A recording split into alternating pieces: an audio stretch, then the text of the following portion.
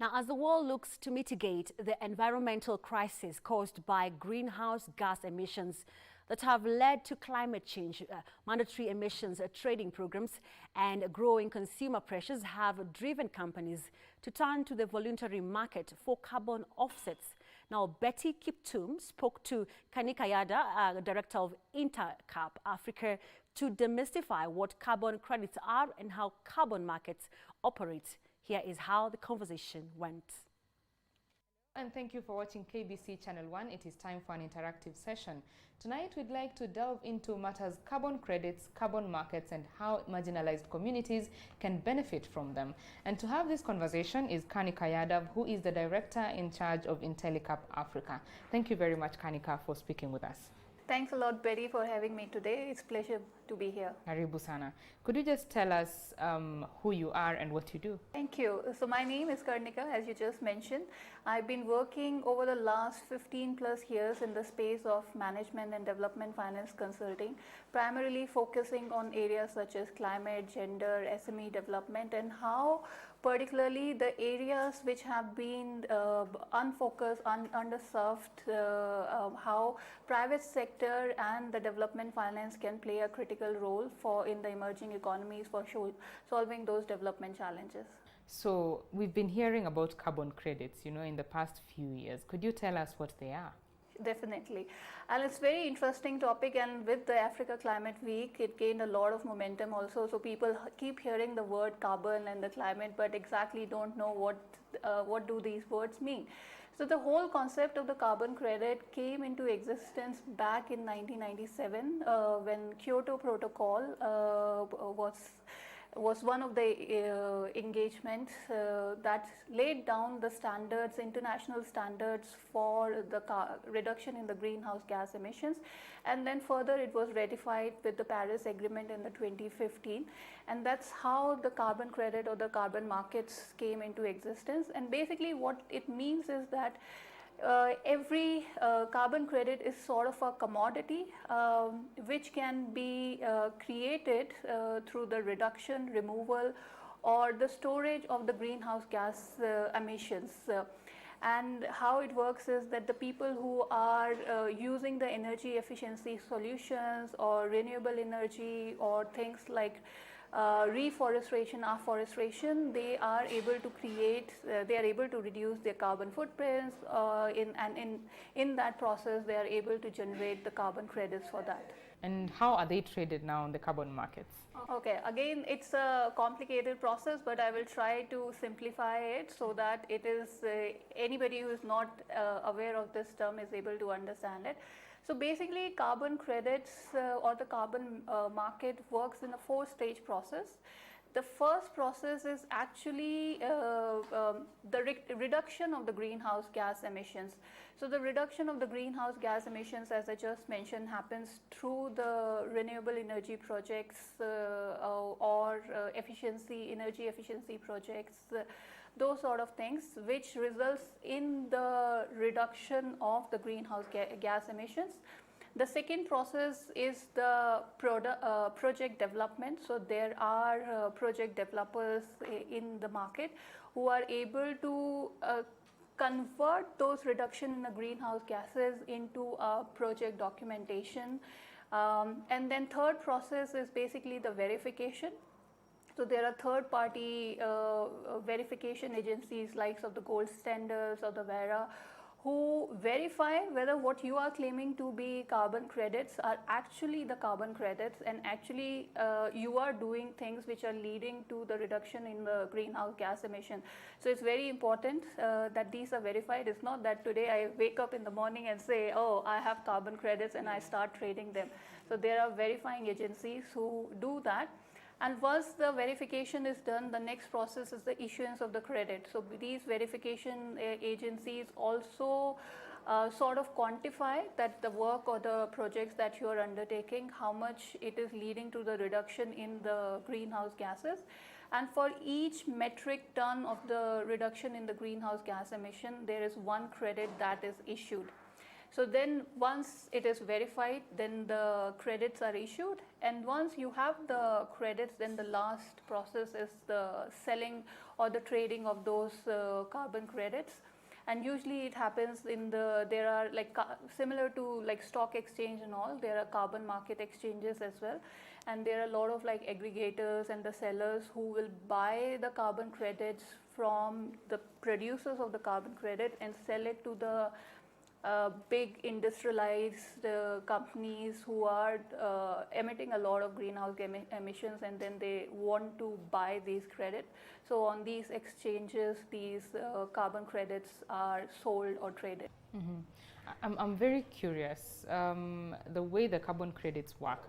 What is the rationale? Because it seems as though it's one person working for Mother Earth and the other person taking this as a permission to continue emitting. So what is the rationale here?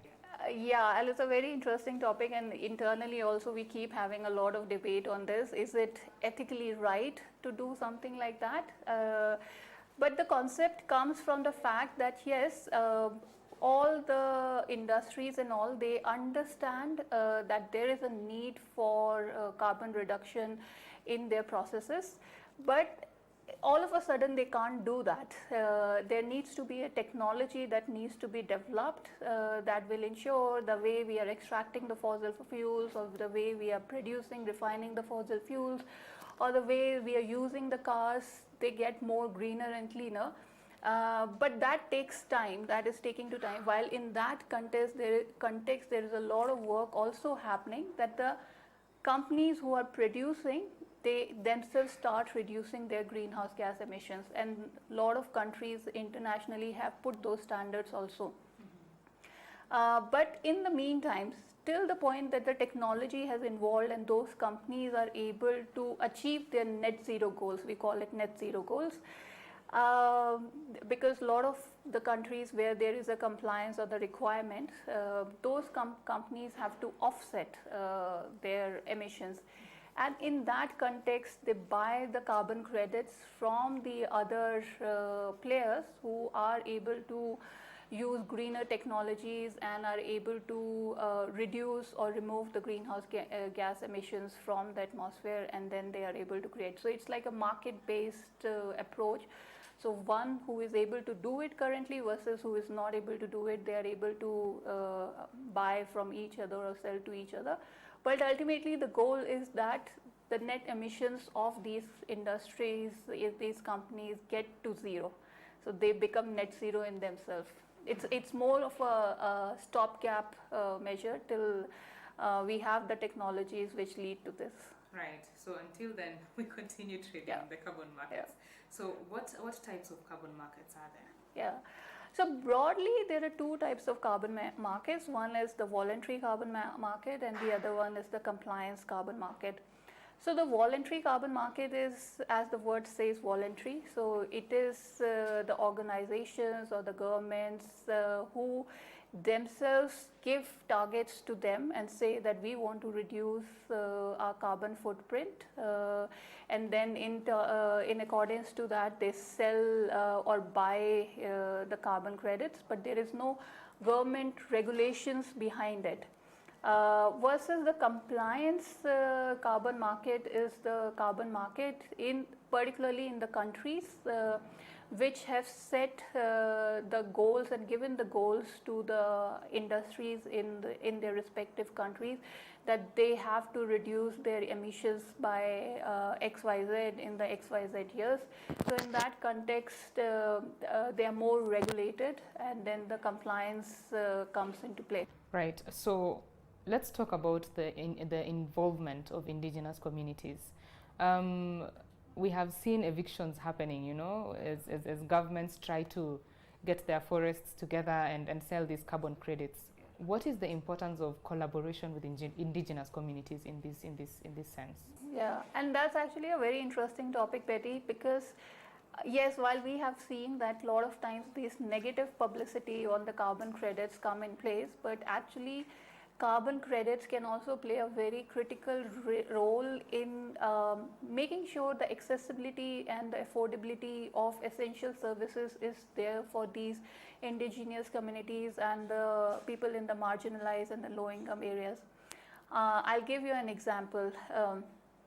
For instance, you may have heard a lot about the clean cook stoves in that context, or even maybe using the solar-based small cold storage facilities. And we are sitting in Kenya and we know that post-harvest losses are a big problem for the smallholder farmers because they do not have access to these cold storage facilities. So there are some organizations and some companies that are providing these small last mile cold storage facilities, solar-based cold storage facilities. And what they were doing earlier was selling these cold storage facilities small, like in a box, to the smallholder farmers. But smallholder farmers always do not have the required access to finance to buy these products.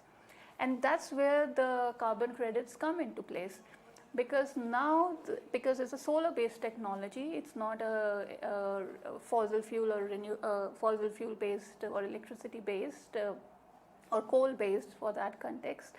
So now these companies, these organizations, because of the usage of the solar, are able to get the carbon credits for their business that they are producing, and then using the revenue that they are generating through the carbon credits, they are able to subsidize the cost of those cold storage facilities to the farmers.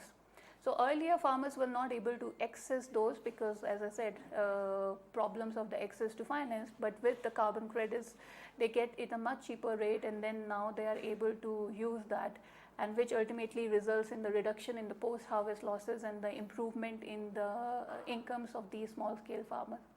The same goes for the clean cook stoves also, because again, the people in the marginalized communities, otherwise they were not able to afford these clean cook stoves and continue to use them on a regular basis. But then because they are clean in nature, the companies can, and a lot of companies are actually using the IoT technologies in these clean cook stoves and generating carbon credits out of it.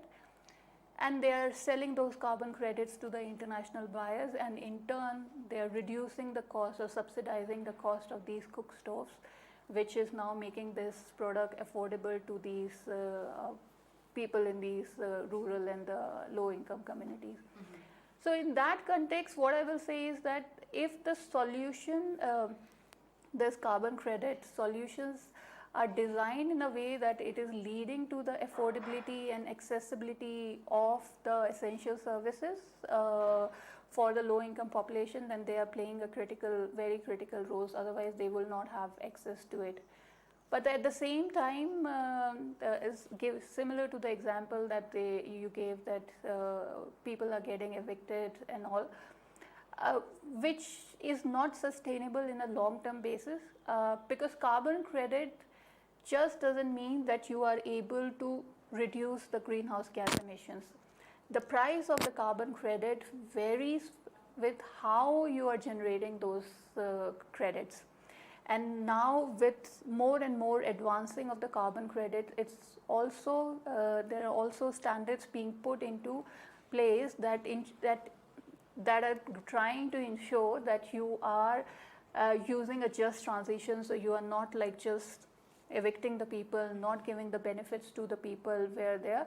And if you're doing all these things, you're making sure the benefit is involved, the benefit is shared and the community is involved, then in turn basically you are able to get the higher price for your carbon credits.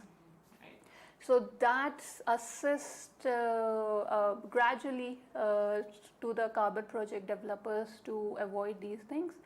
And then in turn, it's also responsible that the governments, particularly African governments, start understanding this, and they are putting the guidelines which make sure that the community is involved in these carbon project development. You mentioned that the company that maybe deals in the cook stoves is the one that sells the credits and then passes on the benefit to the users, the consumers.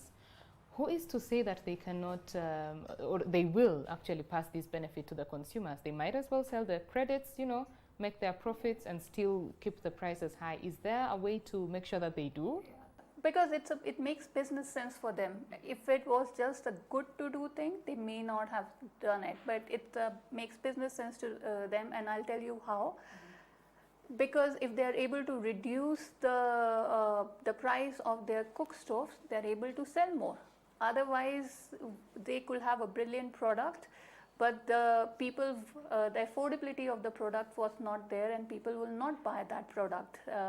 So with the usage of the carbon credit, they are able to make the product affordable, and in turn more and more people are able to buy their products, which increases their customer base, which in turn increases their revenue, and so it's a win-win situation for both the parties.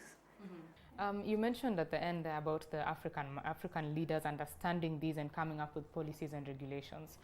The market pricing of carbon credits is very diverse across the world.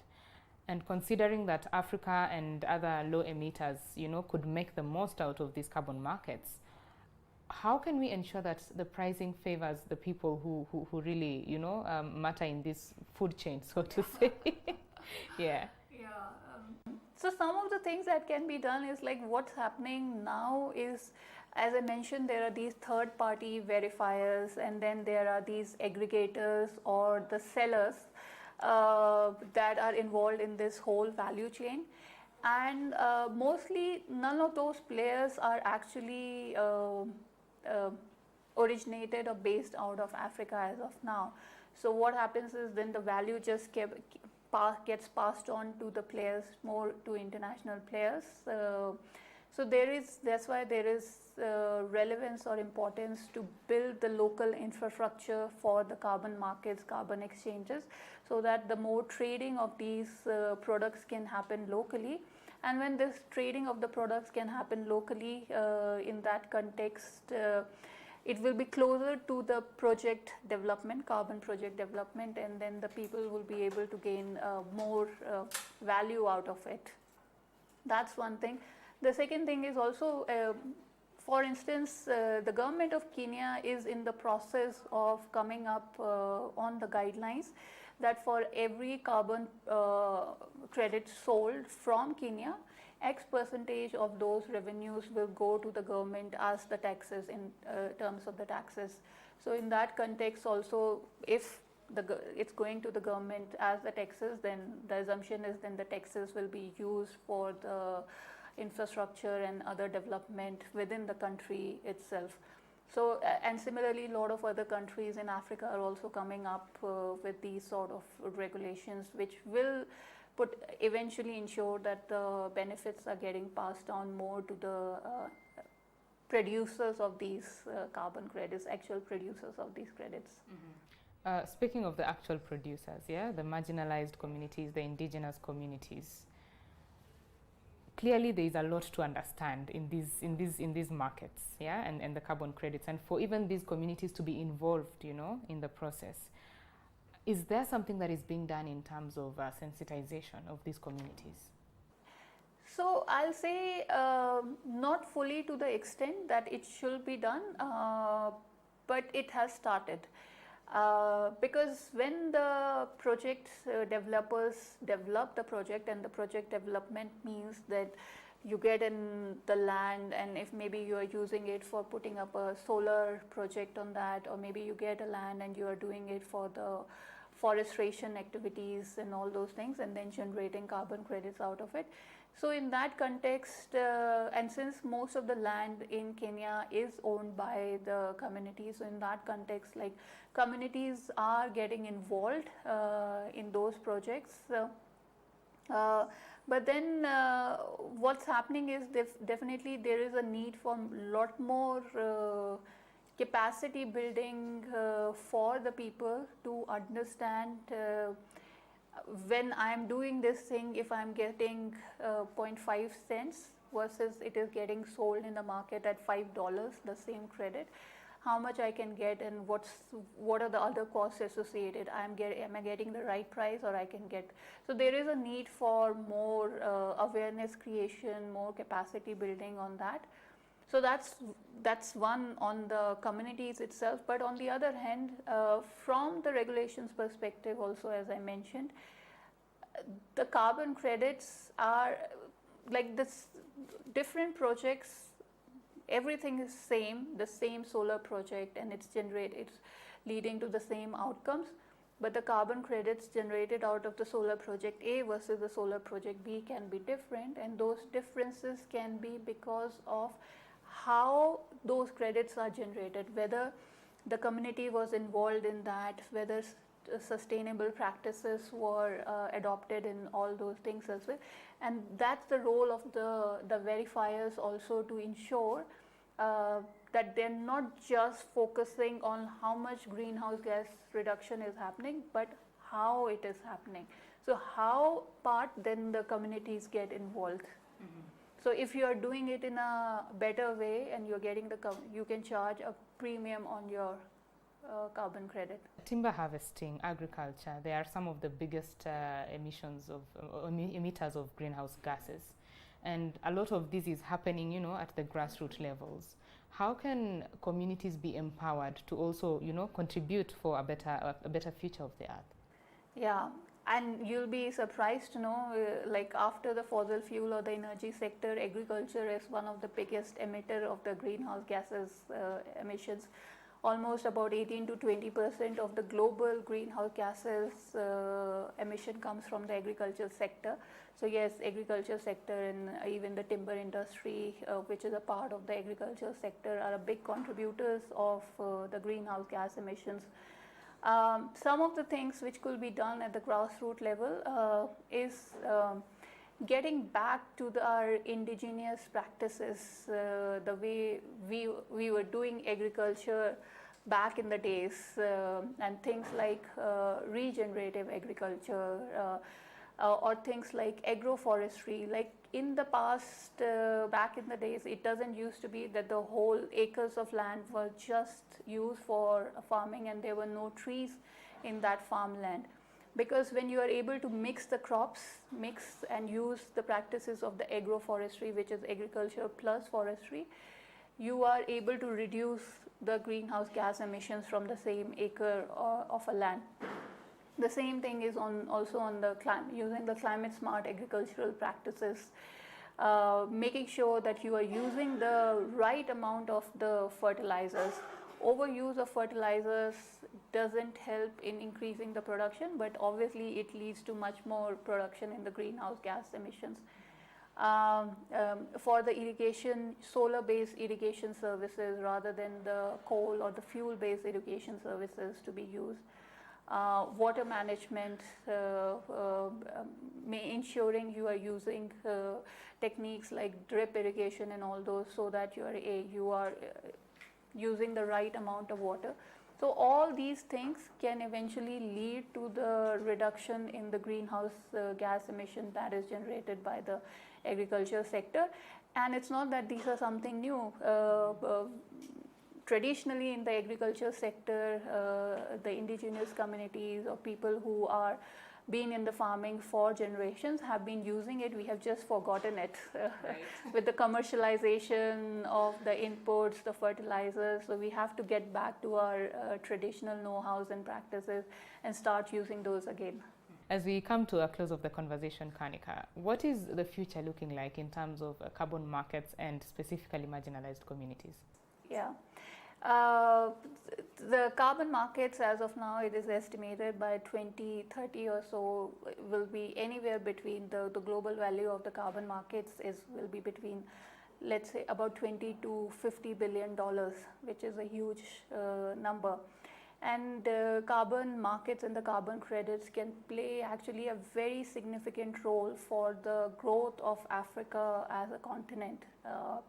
Yes, while we are one of the lowest emitters of the greenhouse gas emissions, but then that's also an opportunity for us to use all those low greenhouse gas emission technologies and all to generate carbon credits and then sell that to the international buyers that are currently demanding for these things. So in that context, carbon credits, carbon market can provide an access to a lot of climate financing capital to Africa as a continent, and which will ultimately assist it in reaching the sustainable development goals and the economic goals that it wants to reach. Awesome. Thank you very much for speaking with us. Thank you. I have been speaking with Kanika Yadav, who is the director at IntelliCap Africa. We have been talking about carbon credits, carbon markets, how marginalized communities are benefiting and could benefit some more in the future, and just how to make sure that the legal front and the regulatory front are also just aligned to ensure that indigenous communities are well protected as well. My name is Betty Kiptum. Do enjoy the rest of your viewing. Thank you.